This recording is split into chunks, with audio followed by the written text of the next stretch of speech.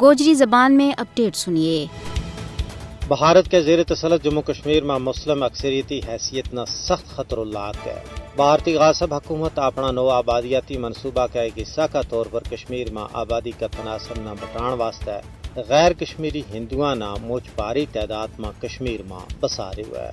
بھارت اپنے زیر تسلط جموں کشمیر میں اسے طرز پر آبادی نہ بٹانو چاہے جس طرح اسرائیل غاصب نے فلسطین میں کی ہے۔ بھارت کشمیر کی ڈیموگرافی نہ تبدیل کرنے واسطے کشمیریوں کی مکمل نسل کشی کی کوشش کر رہی ہے۔ 5 اگست 2019 تو بعد مقبوضہ ریاست جموں کشمیر میں متعارف کرائے گئے ڈومیسائل قانون اسرائیلی نو آبادیاتی منصوبہ کو عکاس ہے۔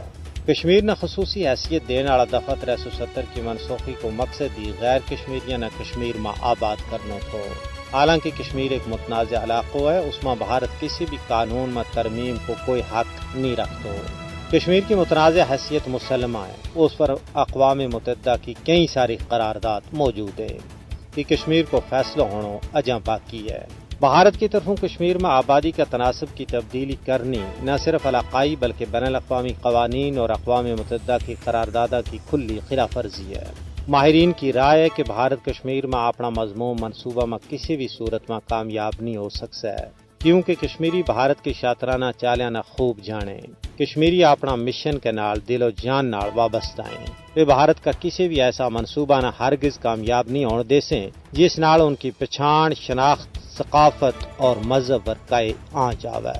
اور یہ اقوام متحدہ کی منصبی ذمہ داری ہے کہ وہ بھارت نہ مجبور کرے تاکہ وہ کشمیریاں نہ انہاں کو پیدائشی اور بنیادی حق کی خود ارادیت فراہم کرے۔